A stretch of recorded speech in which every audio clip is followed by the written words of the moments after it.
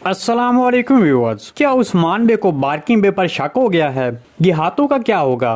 क्या अरगुन खान का किरदार सीरीज में शामिल होगा? क्या सुल्तान मसूद और उस्मान बे के दरमियान ताल्लुकात खराब हो जाएंगे? गर्मियानो लहरी कबीले को सीरीज में कब शामिल किया जाएगा? इसके अलावा क्या सीरीज में नए तैकूर और नए दुश्मन शामिल होंगे? तो इन तमाम सवालात के जवाब आज की वीडियो में शामिल हैं, तो इसके लिए वीडियो को आखिर तक लाजमी देखिएगा। मगर इससे पहले आपसे गुजारिश है हमारे चैनल को सब्सक्राइब कर दें। चलिए सबसे पहले गिहातू से अपने तजिए का आगाज करते हैं।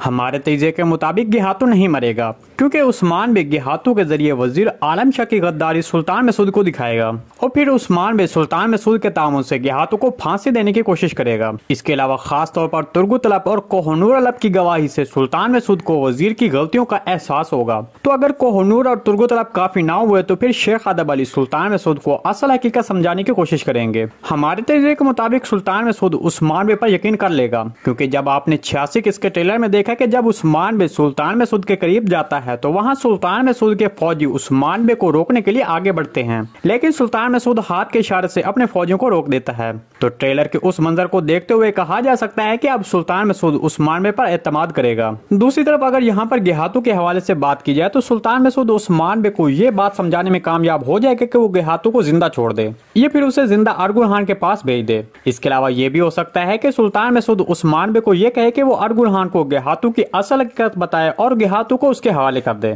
तो इस तरह हमारे तजिए के मुताबिक सुल्तान मसूद उस्मान बे को इस बात पर राजी कर लेगा। इसके बारे में आपको क्या लगता है? कमेंट सेक्शन में लाजमी बताइएगा। उस्मान बे को बार्किन बे पर कैसे शक हुआ? क्या बार्किन बे ने कोई गलती की है? क्योंकि उस्मान बे ये कैसे समझ गया कि बार्किन बे गद्दार है? तो इन तमाम सवालों के जवाब देने से पहले आपको ये बता दें कि आयन कोल्ला को क्यों पस मंजर में दिखाया जा रहा है। देखें, आयन कोल्ला को पस मंजर में दिखाए जाने की बड़ी वजह यह है कि अब उसके सीरीज छोड़ने का वक्त करीब आ चुका है। एनागोल किला अब आने वाली चंद एक साथ में फतह कर लिया जाएगा, लेकिन यहाँ पर हमें थोड़ी सी उलझन है कि क्या एनागोल किले की फतह बार्किन बे की गद्दारी के सामने आने से पहले या बाद में होगी, क्योंकि ये अभी वाज़ेह नहीं है। हमें आप भी इसके बारे में अपनी राय से आगाह लाजमी कीजिएगा। मेरे तजिए के मुताबिक एनागोल किले की फतह बार्किन बे की गद्दारी सामने आने से पहले होगी, क्योंकि हो सकता है कि जब बार्किन बे को ये मालूम हो कि उस्मान बे उस पर शक करने लग गया है, तब वो एनागोल किले के हवाले से ऐसी मालूमात दे या फिर उसको फतह करने में शिरकत करे जिससे उस पर शक खत्म हो जाए। लेकिन अभी इस किरदार के बारे में मजीद तबसरा करना कबल अज़ वक्त होगा। इसके अलावा अगर इस किरदार के बारे में ये बात की जाए कि उस्मान बे को इस पर शक हुआ है, तो इसके बारे में आपको बता दें कि जब उस्मान बे बार्किन बे से ये पूछता है कि उमर बे के साथ क्या हुआ, तब बार्किन बे कहता है कि हम पर मंगोलों ने हमला किया था। तो तब उस्मान बे को बार्किन बे पर शक हो जाता है, क्योंकि उस दिन उस्मान बे मंगोल गिहातू को पकड़ने के लिए मंगोलों से जंग कर रहा था और ज्यादातर मंगोल फौजी गिहातू के अड्डे पर ही मौजूद थे, जबकि उस इलाके में कहीं और मंगोल नहीं थे।